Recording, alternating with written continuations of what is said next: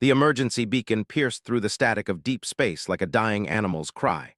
Captain Sarah Chen stood at the helm of the cargo hauler Resilience, her weathered hands gripping the console as the distress signal painted red warnings across every screen. The ship's AI, Atlas, spoke in its usual monotone voice that somehow managed to convey urgency.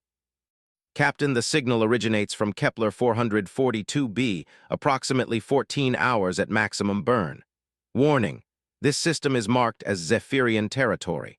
Galactic Council protocols advise against interference. Sarah's jaw tightened. The Zephyrians were a wolf-like species known throughout the galaxy for their pack mentality and fierce territorial nature. They stood nearly 8 feet tall, with silver-gray fur, elongated snouts filled with razor-sharp teeth, and eyes that glowed amber in the dark. Most importantly, they despised humans with a passion that bordered on religious fervor.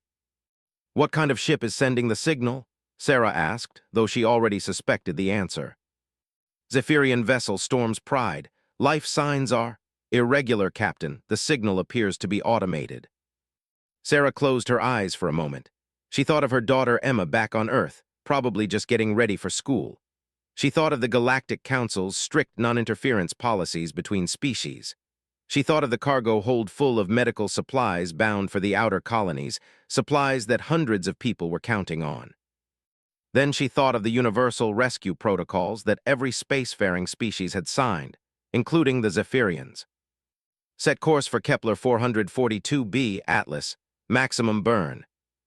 "Captain, I must remind you that Zephyrian law considers human presence in their territory an act of aggression punishable by—" "I know what I'm doing," Sarah cut the AI off. "Prep the medical bay and emergency supplies, and Atlas, start recording everything. If this goes sideways, I want the record to show we followed proper rescue protocols." The 14-hour journey felt like an eternity. Sarah spent most of it reviewing what little information humanity had about Zephyrian culture. They were a proud warrior race that had evolved from pack hunters on a harsh ice world. Family units called packs were everything to them, and the death of a pack leader often meant the scattering or death of the entire group. They had a complex honor system that humans had never fully understood, which had led to several diplomatic disasters in the past. When the Resilience finally dropped out of warp near Kepler 442b, the sight that greeted them was heartbreaking. The Zephyrian ship Storm's Pride hung dead in space, its hull cracked open like a broken egg. Debris floated around it in a slow, mournful dance. Emergency lights flickered weakly through the gaping wounds in its structure. "Life signs, Atlas."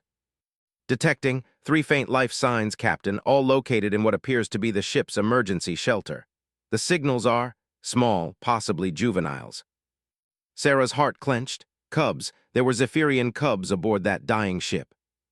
"Any adults?" "Negative, Captain. I am detecting several deceased life forms throughout the ship. The emergency shelter appears to be the only habitable section remaining." Sarah was already moving toward the airlock, pulling on her environmental suit. "Prep the shuttle and medical equipment. We're going over there." "Captain," Atlas said, and for the first time in years, the AI's voice carried something that sounded almost like concern. "I should inform you that Zephyrian cubs are never left alone. If there are no adults with them, it means their entire pack has been eliminated. According to Zephyrian law, any surviving cubs become the responsibility of the nearest pack leader. However, no Zephyrian would accept cubs that have been contaminated by human contact." "What are you saying?" "I am saying that by rescuing these cubs, you may be condemning them to exile from their own species." Sarah paused at the airlock door. Through the porthole, she could see the broken ship spinning slowly against the star field. Somewhere in there, 3 children were slowly dying, probably scared and alone and crying for parents who would never answer. "Then I guess they'll have to come with us," she said quietly. The shuttle ride to the Storm's Pride took only minutes, but Sarah used every second to prepare herself for what she might find. Zephyrian cubs were born with their adult teeth and claws, making them dangerous even as infants. They were also highly intelligent and would likely view any human as a threat. The emergency shelter was a cramped compartment barely large enough for Sarah to stand upright. Emergency lighting cast eerie shadows on the metal walls, and the air recyclers wheezed with the effort of keeping the small space habitable. In one corner, huddled together like real wolf pups, were 3 young Zephyrians. The largest couldn't have been more than 7 years old in human terms, though Zephyrians aged differently. Its silver fur was matted with dried tears, and its amber eyes were wide with terror and exhaustion. It positioned itself protectively in front of two smaller cubs, both of whom looked to be barely past infancy. All three were thin, dehydrated, and clearly hadn't eaten in days. When Sarah entered the chamber, the oldest cub immediately bared its teeth and released a sound that was part growl, part whimper. Its small claws extended as it prepared to defend its younger siblings, even though it was clearly no match for an adult human. "Easy, little one," Sarah said softly, keeping her movements slow and non-threatening. "I'm here to help." The cub didn't understand her words, but something in her tone seemed to calm it slightly. Sarah activated her suit's translation program, though she knew it was primitive compared to the sophisticated systems used by diplomats. "I help," she said in broken Zephyrian, the harsh consonants feeling strange in her mouth. "Ship, broken, you, come with me safe." The oldest cub's ears flattened against its skull. In its young voice, it spoke rapid Zephyrian that the translator struggled to parse. What came through was fragmented. "Pack leader dead, mother gone, honor lost, cannot trust sky hunters." Sky hunters. That was what Zephyrians called humans, a reference to humanity's aerial dominance in the war that had ended their first contact attempts decades ago. Sarah knelt down slowly, making herself smaller and less threatening. "Your mother," she said carefully in Zephyrian. "She wanted you to live, that's why she put you here in the safe place. She wanted you to survive." The cub's resolve wavered. It looked back at its younger siblings, both of whom were barely conscious from hunger and dehydration. One was making small, pitiful mewing sounds. "I have food," Sarah continued. "Water, medicine, your pack siblings need help." It was a calculated risk, using the term pack siblings instead of just siblings. In Zephyrian culture, pack bonds were sacred, even stronger than blood relations. By acknowledging the cubs as a pack unit, Sarah was showing respect for their customs. The oldest cub studied her for a long moment. Its amber eyes were far too old and wise for such a young face. Finally, it spoke in halting standard galactic, clearly something it had been taught but rarely used. If we go with Sky Hunter, we are no longer Zephyrian, we are nothing." The simple statement broke Sarah's heart. This child understood exactly what accepting help from a human would mean. It would make them outcasts from their own species, forever marked as contaminated by enemy contact. "Then you will be something new," Sarah said gently. "Something that chooses life over death, something that chooses hope over despair." The cub closed its eyes. When it opened them again, they were filled with a decision that no child should ever have to make. "We come with Sky Hunter," it whispered. Getting the three cubs aboard the Resilience took several hours. The youngest two were in bad shape, requiring immediate medical attention. Sarah worked with the ship's automated medical systems to provide IV fluids and nutritional support, while Atlas ran continuous scans to monitor their vital signs.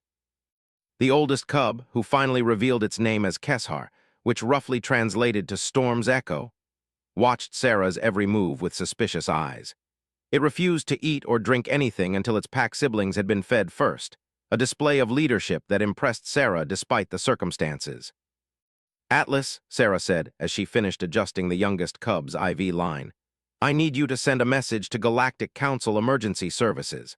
Let them know we've recovered 3 Zephyrian survivors and are returning to neutral space." "Captain, I feel obligated to inform you that harboring Zephyrian citizens without permission from their government is considered kidnapping under current treaties." "Then I guess we'll deal with that when we get there," Sarah replied. "Set course for Sanctuary Station, and Atlas, start researching Zephyrian dietary requirements, medical needs, and cultural taboos. We're going to be hosting these cubs for a while." As the Resilience jumped back into hyperspace, Sarah found herself standing in the medical bay watching the 3 sleeping cubs. Keshar had finally allowed exhaustion to claim him, but even in sleep, one of his hands rested protectively on the smallest cub's arm. Sarah thought about her daughter Emma again. What would she say when she learned that her mother had essentially adopted 3 alien children? What would the Galactic Council say? What would the Zephyrian Empire say when they discovered that their cubs were in human custody? But as she watched the gentle rise and fall of the cubs' breathing, saw the peaceful expressions on their faces for the first time since she'd found them, Sarah knew she'd made the right choice. Whatever consequences awaited them, these children were alive. They had a chance at a future. That had to be enough. The journey to Sanctuary Station would take 3 days. Sarah used the time to learn everything she could about caring for young Zephyrians while also trying to figure out what the hell she was going to do with them once they arrived at the station. She quickly discovered that Zephyrian cubs were nothing like human children. They were incredibly intelligent, with complex emotional needs and a sophisticated understanding of honor and duty that surpassed most human adults. They were also carnivorous, requiring a diet that the Resilience's food synthesizers struggled to replicate. Keshar proved to be both a blessing and a challenge. As the eldest, he had appointed himself pack leader and took his responsibilities seriously. He refused to let his younger siblings eat until he had tested all food for poison. He insisted on sleeping between them and the door to protect them from threats. He even attempted to clean them and groom them, though his small size made this difficult. But he was also deeply traumatized and suspicious of everything Sarah did. When she tried to give the cubs toys from the ship's limited recreational supplies, Keshar destroyed them, explaining in his broken standard galactic that warriors do not play with soft things. When she offered them comfortable beds, he insisted they all sleep on the floor together where they could watch for danger. The middle cub, Velter, Quick Wind, was about 5 years old and seemed to be adjusting better to their new situation. Unlike Keshar, who viewed Sarah with constant suspicion, Velter appeared to be genuinely curious about humans. Sarah often caught the young Zephyrian watching her work, its head tilted in that characteristic canine pose of concentration. The youngest, Nixara, Little Frost, was barely 3 years old and still small enough that Sarah could pick her up, though she rarely tried. Nixara had been hit hardest by dehydration and malnutrition, and recovery was slow. She spent most of her time sleeping curled up between her pack siblings, making small sounds that might have been dreams or might have been memories of her mother.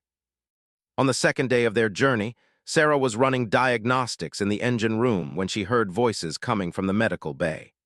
She hurried back to find Keshar standing protectively over his sleeping siblings while facing down the ship's maintenance robot, which had been performing routine medical bay cleaning. "No closer, metal beast," Keshar snarled in Zephyrian, his small claws extended and his fur standing on end. "You will not harm Pack." The maintenance robot, a simple cleaning unit with no AI beyond basic obstacle avoidance, continued its programmed path toward the medical equipment. To Keshar, who had probably never seen anything like it, the robot represented a clear threat to his vulnerable Pack siblings. Sarah quickly shut down the robot and knelt beside the young Zephyrian. "It's okay, Keshar, the metal, machine. It only cleans, it doesn't hurt." Keshar looked at her skeptically, then back at the now motionless robot. "Sky Hunter controls metal beasts." Sarah realized this was the first real conversation she'd had with the cub.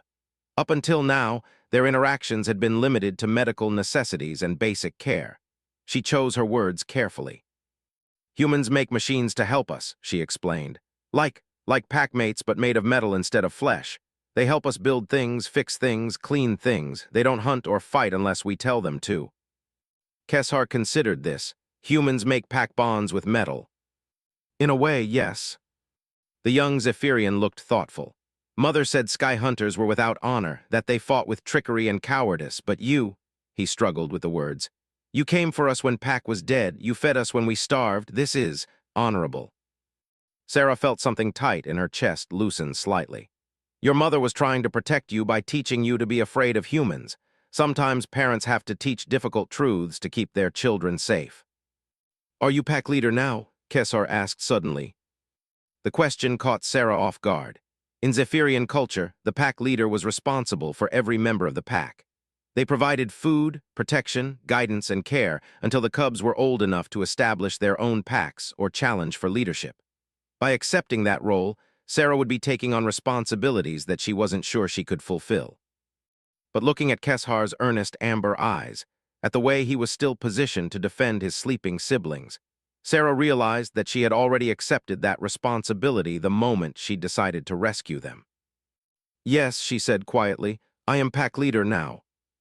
Keshar studied her for a long moment, then did something that completely surprised her.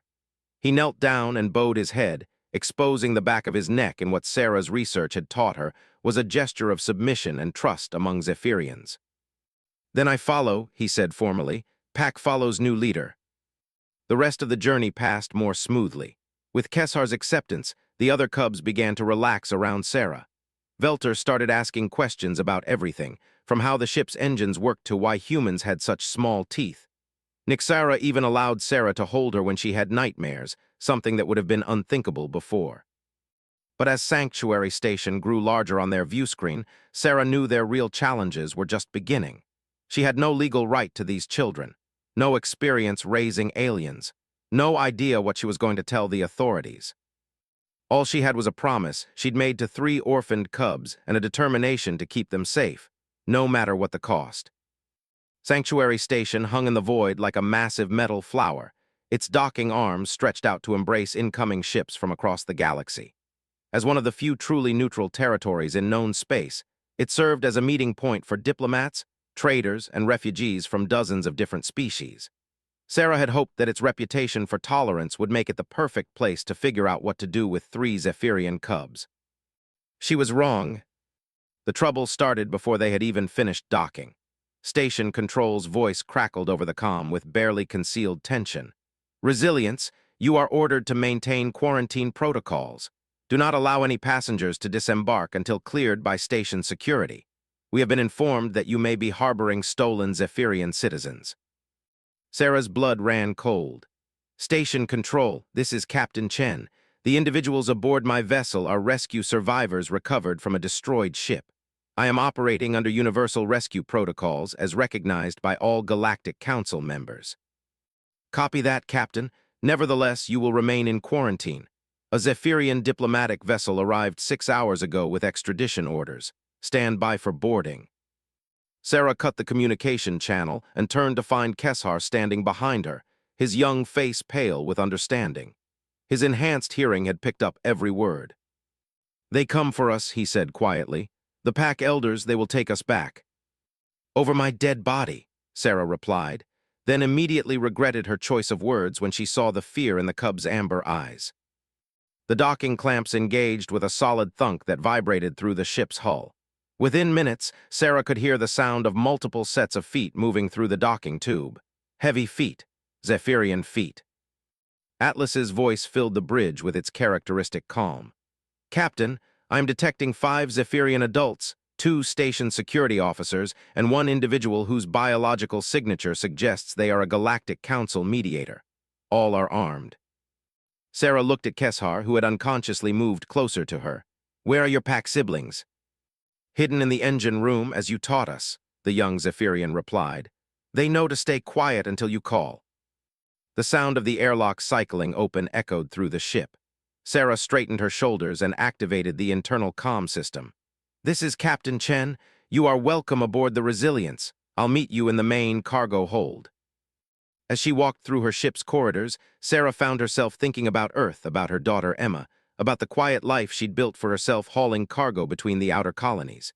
In a few minutes, that life would be over, one way or another. But when she looked at Keshar walking beside her, his small hand unconsciously reaching for hers, she knew she'd do it all again. The cargo hold had been cleared to serve as an impromptu meeting space. The delegation that greeted them there was impressive and intimidating in equal measure. 5 adult Zephyrians in full diplomatic regalia, their silver fur immaculately groomed and their amber eyes cold with barely controlled anger. The station security officers, a human and a cetacean, looked uncomfortable but determined. And in the center of it all stood a figure that made Sarah's heart sink. Mediator Thessarian was a member of the Void Dancers, one of the few species that the Galactic Council considered truly neutral.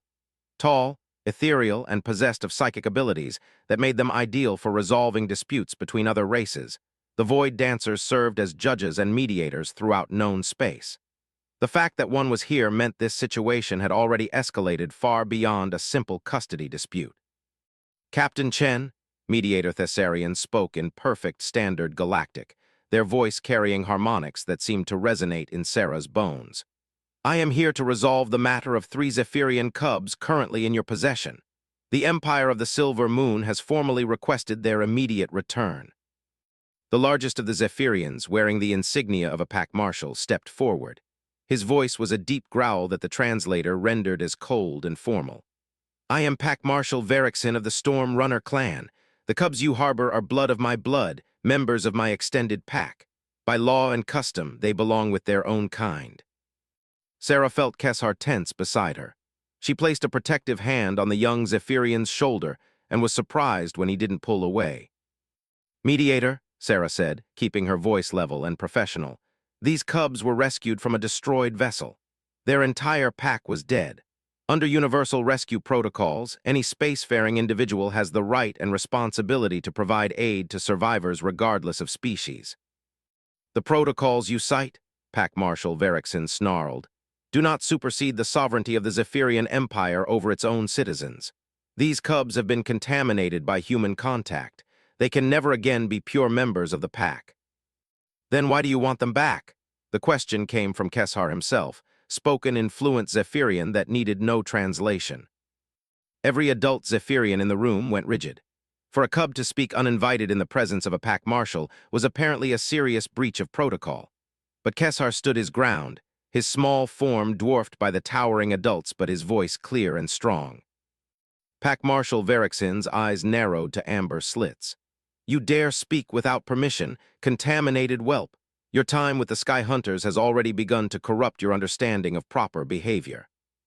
My time with the Sky Hunters saved my life, Keshar replied. And the lives of my pack siblings. Where were the Storm Runners when our ship died? Where were you when we called for help? The pack marshal's fur bristled with rage. How dare you? Enough, Mediator Thessarian's voice cut through the tension like a blade. This is not a trial by combat. We are here to determine the best interests of the cubs in question. Sarah knelt down beside Keshar, putting herself at eye level with the young Zephyrian. Keshar, do you want to go back with them? The question hung in the air like a live weapon. Every adult in the room understood that the cubs' answer would determine the course of events. In Zephyrian society, cubs had no legal rights and no voice in their own fate. But under Galactic Council law, the welfare of children was paramount, regardless of species. Keshar looked up at the pack marshal, then at the other Zephyrian adults. His voice was small but steady when he spoke. They call me contaminated. They say I can never again be pure, but the Sky Hunter Captain Sarah never called me contaminated. She called me brave. She called me strong. She said I was a good pack leader for taking care of Velter and Nixara. He took a shaky breath. If being contaminated means choosing life over death, then I choose contamination. I choose the Sky Hunter pack. The reaction from the Zephyrian delegation was immediate and explosive. Several of them began shouting at once, their words lost in a cacophony of growls and snarls. Pack Marshal Varrickson took a threatening step toward Keshar, only to find Sarah standing between them. You will not touch him, Sarah said quietly, but her voice carried a steel that made the massive Zephyrian pause. This is unacceptable, the pack marshal growled. The cubs have been poisoned against their own kind by human manipulation. They are not competent to make such decisions.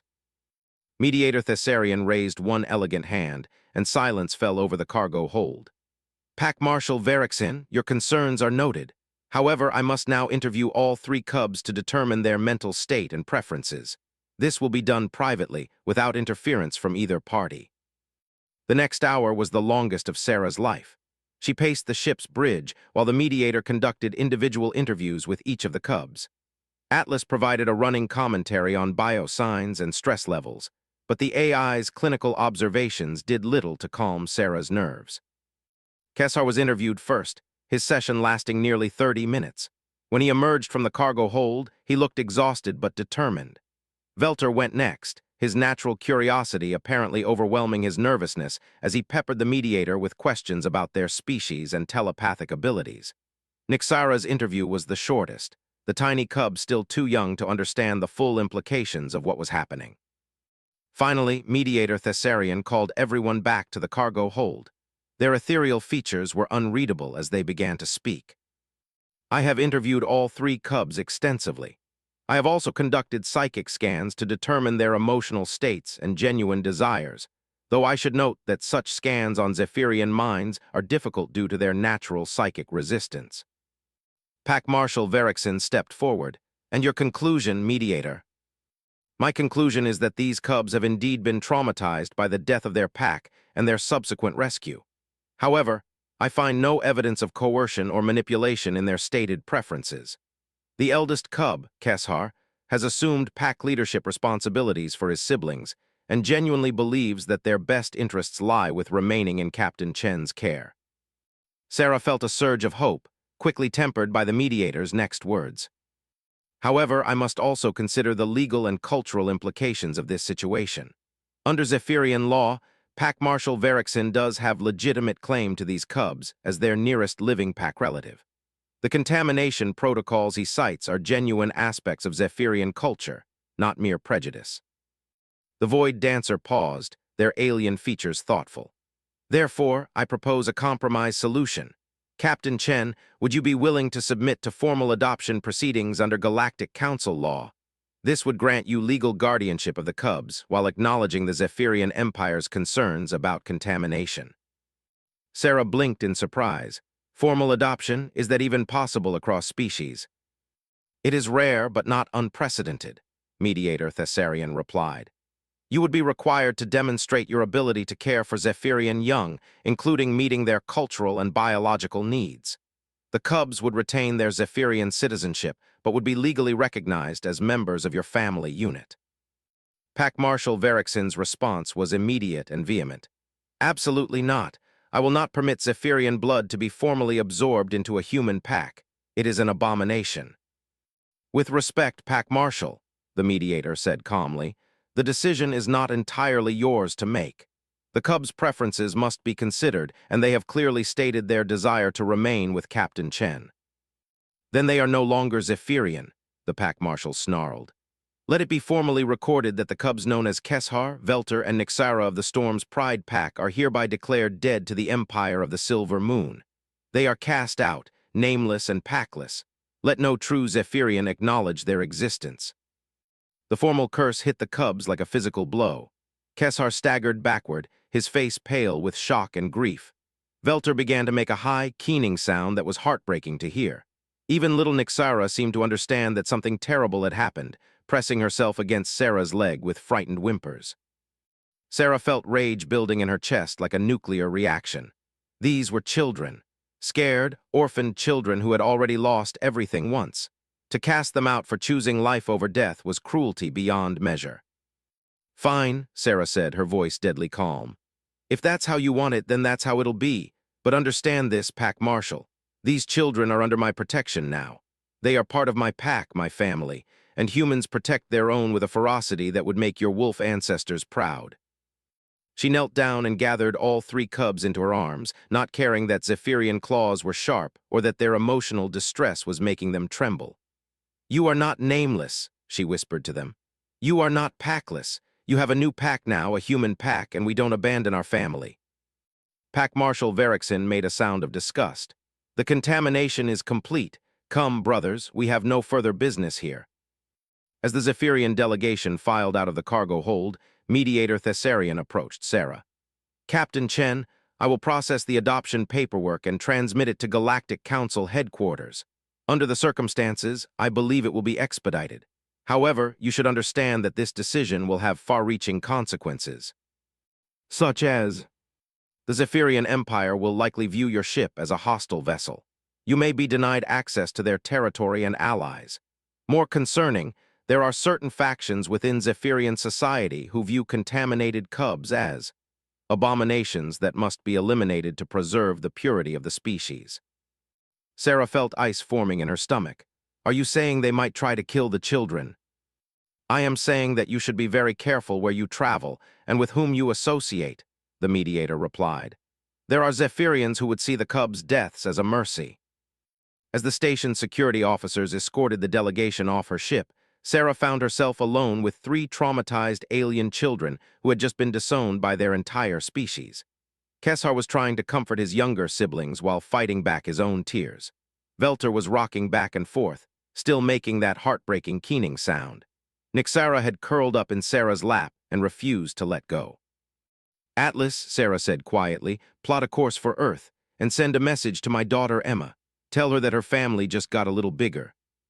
Captain, the AI replied, I should inform you that bringing non-citizen aliens to Earth will require extensive paperwork and background checks. The process could take months or even years.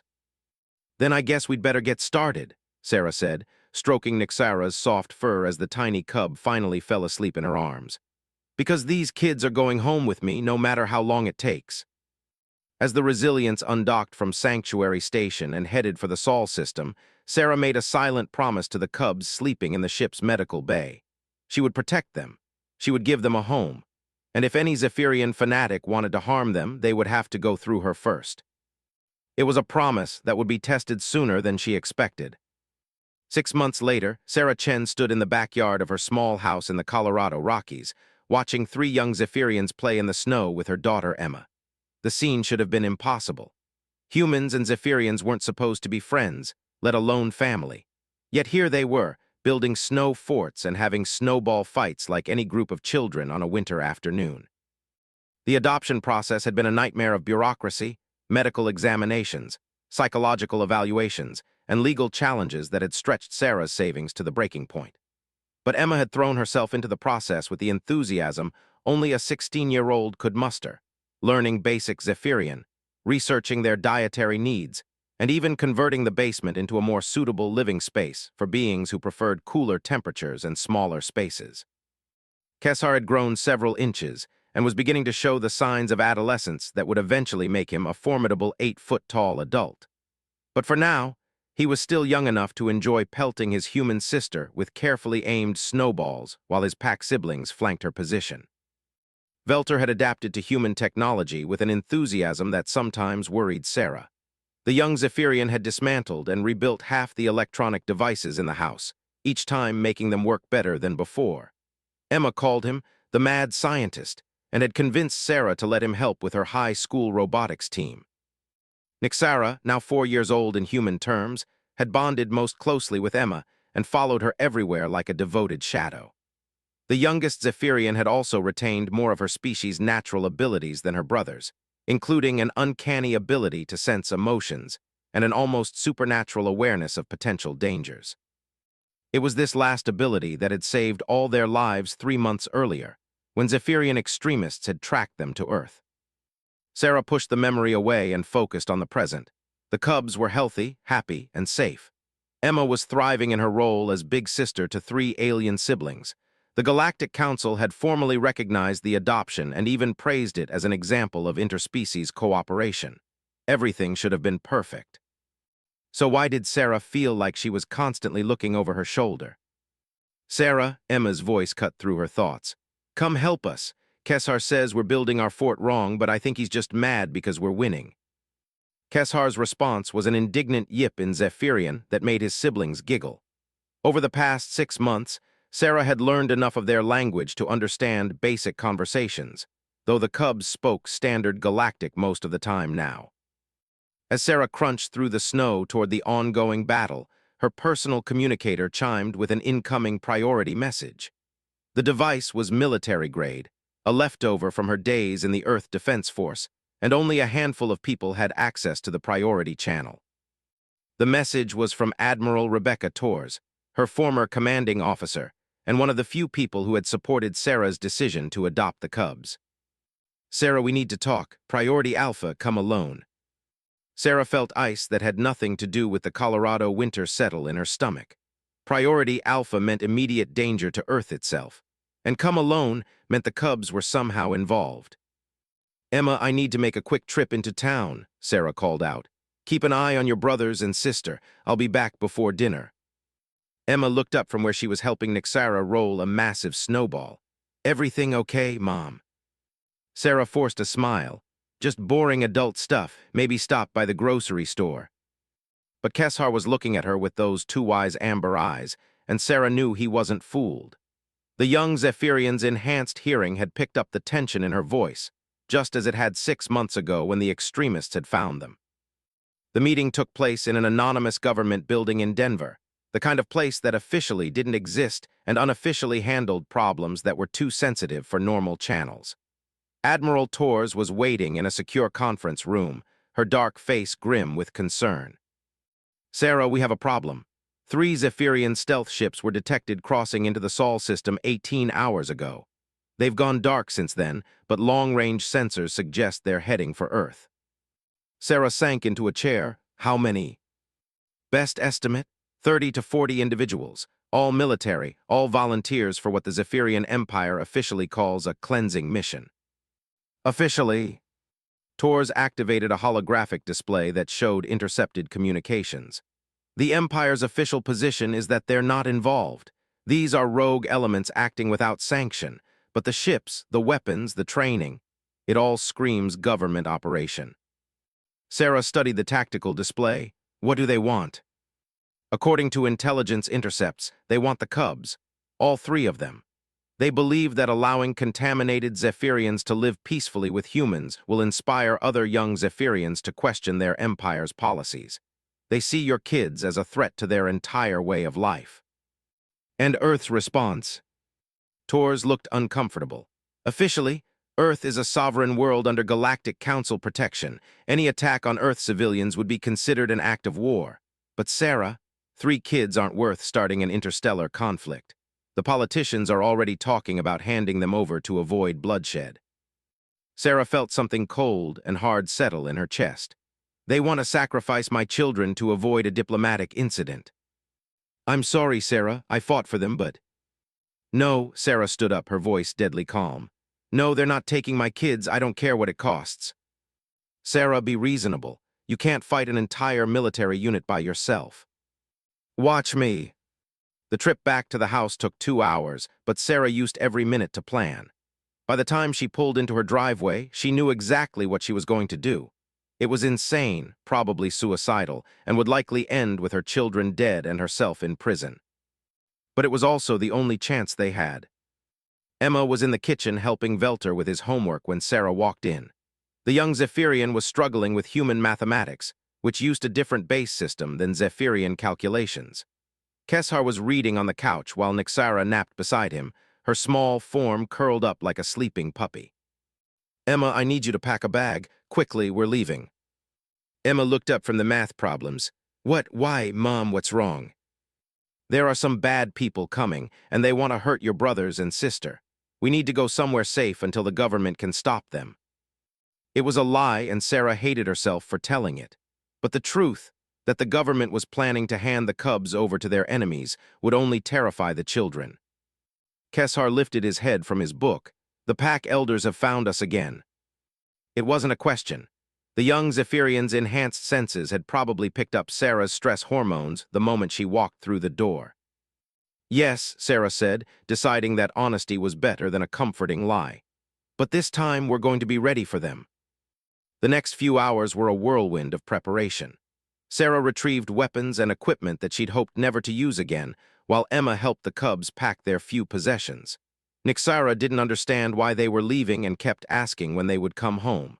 Sarah didn't have the heart to tell her that they might never see this house again. As darkness fell, Sarah gathered her family around the kitchen table for what might be their last meal together. The Cubs ate mechanically, their enhanced senses picking up the tension that filled the house like a living thing. Emma tried to maintain a normal conversation, but her voice was tight with worry. Sarah, Keshar said quietly as they finished eating, where are we going? Sarah looked around the table at the 4 young faces watching her. Emma, her biological daughter who had embraced 3 alien siblings without hesitation. Keshar, the young pack leader who had chosen hope over despair. Velter, the curious engineer who saw wonder in everything. Nyxara, the baby of the family who trusted Sarah to keep her safe. We're going to the old mining station in the mountains, Sarah said. The one I showed you last summer. It has good defenses and communication equipment. We can call for help from there. It was another lie. The mining station was abandoned and had no defenses worth mentioning. But it was isolated, difficult to reach, and would give them time to implement Sarah's real plan. The journey to the mining station took most of the night. Sarah drove without lights along mountain roads that were barely more than trails, guided by memory and the pale glow of stars. The Cubs huddled together in the back seat, while Emma sat in front trying to look brave for her younger siblings. The old station had been built into the side of a mountain, its tunnels and chambers carved directly from living rock. It had been abandoned for 20 years, but the basic structure was still sound. Sarah had discovered it during one of her hiking trips and had sometimes fantasized about using it as a bug-out location if Earth ever became too dangerous. She'd never imagined she'd be hiding from alien assassins who wanted to murder her children. The first thing Sarah did was activate the station's emergency beacon, broadcasting a distress signal on all Galactic Council frequencies. Then she began setting up the defensive measures she'd prepared during the drive: motion sensors, automated warning systems, and a few military-grade weapons that were definitely not legal for civilian ownership. "Mom," Emma said as Sarah checked the power cells on a plasma rifle, "you're scaring me. What aren't you telling us?" Sarah paused in her preparations. Her daughter deserved the truth, even if it was terrifying. "The Earth government is going to hand the cubs over to the Zephyrian extremists," she said quietly. "They think it's better to sacrifice 3 children than risk a war." Emma's face went pale, then flushed with anger. That's horrible. They can't do that." "They can and they will, unless we give them a reason not to." "What kind of reason?" Sarah hefted the plasma rifle, its weight familiar and comforting in her hands. "The kind that makes it more trouble to hand them over than to protect them." The attack came just before dawn. Sarah's motion sensors detected movement on the mountain trails 2 hours before the Zephyrians reached the station. The assault team was good, professional soldiers who moved with the fluid grace of their wolf-like ancestors. But they weren't expecting resistance from a single human female. That was their first mistake. Sarah had positioned herself in the station's main tunnel, with clear lines of fire toward both entrances. The cubs were hidden deep in the complex with Emma, who had strict instructions to keep them quiet and safe no matter what happened. The Zephyrians' second mistake was assuming that humans were weak and cowardly. The first soldier through the door was met with a plasma bolt that dropped him instantly. The second hesitated for just a moment, long enough for Sarah to shift position and catch him in a crossfire with her automated defenses. For the next hour, Sarah held the tunnel against an entire pack of Zephyrian commandos. She used every trick she'd learned in 20 years of military service, turning the station's narrow passages and defensive positions into a killing field that claimed soldier after soldier. But she was only human, and there were too many of them. Sarah was reloading her rifle when the explosion came. The Zephyrians had breached the rear entrance, using shaped charges to blast through rock and metal. Smoke filled the tunnel, and through it came the massive form of a Zephyrian in full combat armor. Pack Marshal Verixen stepped through the smoke like a demon emerging from hell itself. His armor was scorched and his fur was singed, but his amber eyes burned with fanatic hatred. "Where are they, Sky Hunter?" he growled. "Where are the abominations you have stolen from us?" Sarah raised her rifle, but the Pack Marshal was faster. A casual swipe of his armored hand sent the weapon flying from her grip. A second blow sent her crashing into the tunnel wall. "You have cost me many good soldiers," Verixen continued, advancing slowly. "But it ends here. The contaminated cubs will die clean deaths, and their souls will be freed from your corruption." Sarah struggled to her feet, tasting blood. "You want them, you'll have to go through me." "That was always the plan," the Pack Marshal replied. The sound that saved Sarah's life was small and almost lost in the echo of the tunnel, a soft footstep behind the advancing Zephyrian. Verixen heard it too, spinning around just in time to see Keshar emerge from a side passage. The young Zephyrian was no longer the terrified cub Sarah had rescued 6 months ago. He had grown taller, stronger, more confident. And in his hands was one of Sarah's military-grade weapons, held with the easy competence of someone who had been secretly practicing. "Pack Marshal Verixen," Keshar said formally, "I challenge you for leadership of this pack." Verixen's laugh was harsh and mocking. "You are no longer Zephyrian, contaminated whelp. You have no right to challenge anyone." "Then I challenge you as a human," Keshar replied, his voice steady. "As a member of the Chen pack, as someone defending his family." The Pack Marshal's response was a roar of rage as he charged the young Zephyrian. But Keshar was ready for him. The weapon in his hands spoke with a voice of thunder and lightning, and Pack Marshal Verixen fell to the tunnel floor with surprise written across his dying features. The silence that followed was broken by the sound of running feet as Emma and the other cubs emerged from their hiding place. Velter and Nixara rushed to Sarah's side, while Emma checked Keshar for injuries. "Is it over?" Nixara asked in a small voice. Sarah looked at the massive form of the dead pack marshal, then at Keshar still holding the smoking weapon. "Yes, little one, it's over." But even as she said it, Sarah knew it wasn't entirely true. There would be investigations, questions, consequences. The Zephyrian Empire would demand answers. The Earth government would want to know how a civilian had acquired military weapons and killed foreign nationals on Earth soil. But for now, her family was safe. Her children were alive, and that was enough. 2 weeks later, Sarah stood in the garden behind their new house, a more secure location provided by Admiral Tors and the Earth Defense Force. The Cubs were playing with Emma again, but this time their games were different, more serious. They were practicing combat techniques, learning to defend themselves and each other. Keshar approached her as she watched his siblings. The young Zephyrian had changed since the attack on the mining station. He was still her son, still the pack leader who protected his siblings. But there was something new in his amber eyes, a hardness that came from having killed to protect his family. "Sarah," he said, using her name rather than any of the Zephyrian terms for pack leader, "I have been thinking." "About what?" "About the pack marshal, about what he said before he died. He said I was no longer Zephyrian, that I had no right to challenge him." Sarah felt a chill of worry. "And what do you think about that?" Keshar was quiet for a long moment, watching his siblings play in the snow. "I think he was right. I am no longer Zephyrian, but I am not human either." He looked up at her with those two wise eyes. "I am something new, we all are." Sarah knelt down beside him, not caring that the snow soaked through her jeans. "And what are you if you're not Zephyrian or human?" Keshar's answer came with a certainty that surprised her. "We are the Chen Pack. We are family, and family protects family no matter what the cost." As Sarah pulled all four of her children into a hug that included human arms and Zephyrian fur, she realized that Keshar was right. They had become something new, a hybrid family born from tragedy and forged in the fires of love and determination. The galaxy might not be ready for what they represented. The Zephyrian Empire would probably never forgive them for proving that their species could choose a different path. The Earth government would continue to view them with suspicion and concern. But none of that mattered. They had each other and they had a home. They had chosen love over fear, hope over despair, family over species. And in a galaxy torn by conflict and divided by prejudice, that was the most revolutionary thing of all. Years later, when historians wrote about the first successful interspecies adoption and the events that followed, they would debate the political implications and cultural ramifications.